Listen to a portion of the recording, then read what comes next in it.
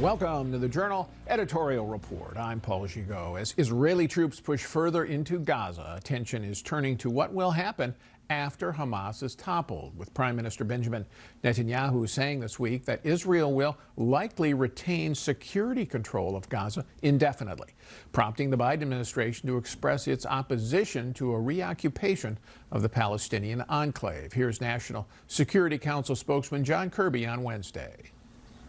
It's certainly plausible that for at least some period of time, Israeli defense forces are still going to be in Gaza to manage the immediate aftermath and the security situation.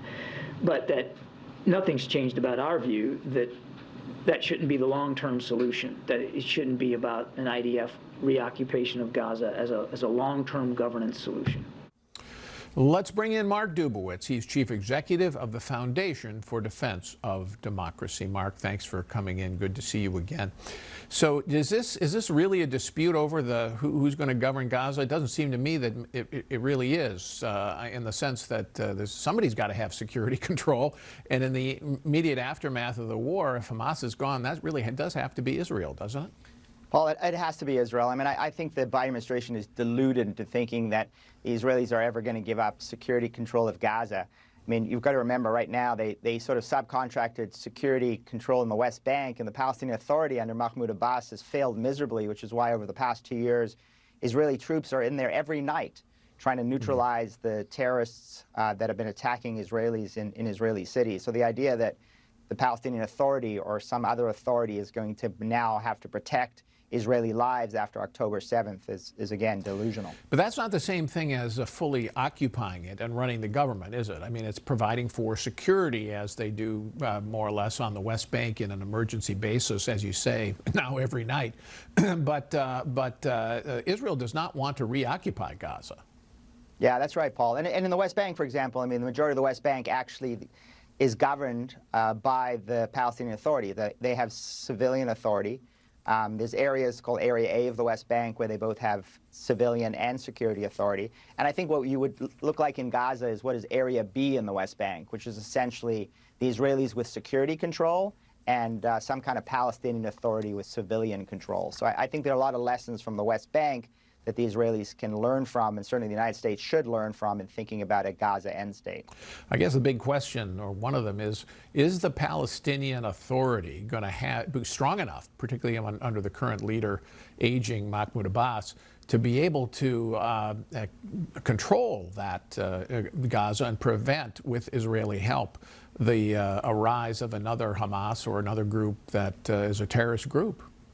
I think the short answer is absolutely not. I mean, Mahmoud Abbas, besides being very old, is hated by many Palestinians, both in the West Bank and in Gaza. So I think if we're going to talk about a new Palestinian Authority, I assume it's going to be under new Palestinian leadership in the United States. The Egyptians, the Saudis, the Emiratis, they got to move Abbas out and start to think about who comes next. The problem is who comes next. There aren't a lot of great alternatives of people who actually are both trusted, are not corrupt, and actually have the kind of authority to rule over a new Gaza.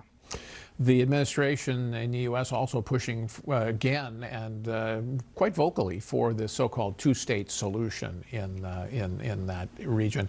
But everything I see in the Israeli public suggests to me, and you know this better than I do, and I want your view, suggests that if that's going to be a reality, it's going to be a very long time, and it's going to have to be after a time in which the Israeli people again feel secure in their homes. Otherwise, it's just not going to happen.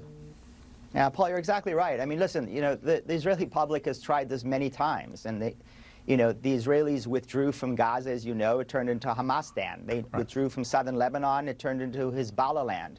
They withdrew from much of the West Bank, and there's now terrorist attacks being inspired by Iran, committed by Hamas and Islamic Jihad against Israeli civilians. So at some point, the Israelis are going to say, look, we tried this 4 times. It's failed. And now you're asking us to do it again after October 7th and the massacre of 1,400 of our people. Listen, the United States have got to stop with these two-state solution ideas and come up with something serious about serious security control. And Paul, my view is, look, none of this is ever going to happen until the Islamic Republic in Iran is in the dustbin of history, because Khamenei in Iran will never allow a two-state solution, and he will unleash these terrorist proxies to kill it every time. Yeah, so clearly the U.S. does believe that Iran is helping Hezbollah, helping Hamas, maybe fomenting even on the West Bank. But why won't the U.S. change its policy towards Iran to cut off the flow of money to it, to enforce oil sanctions?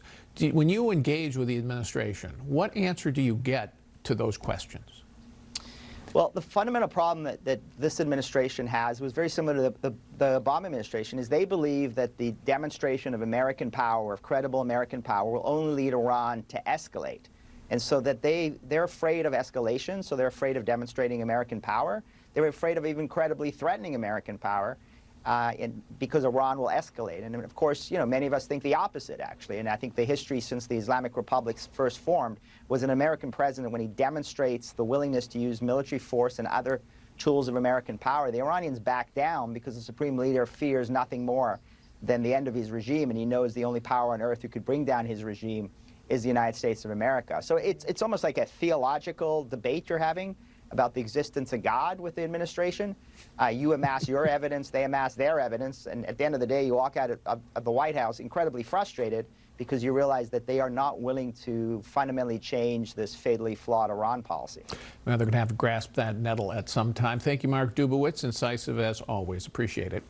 Thanks, Mark. Still ahead, 5 Republican presidential hopefuls square off in Miami as a debate continues to rage over aid to Israel and Ukraine. Our panel on the emerging Republican fault line on foreign policy next.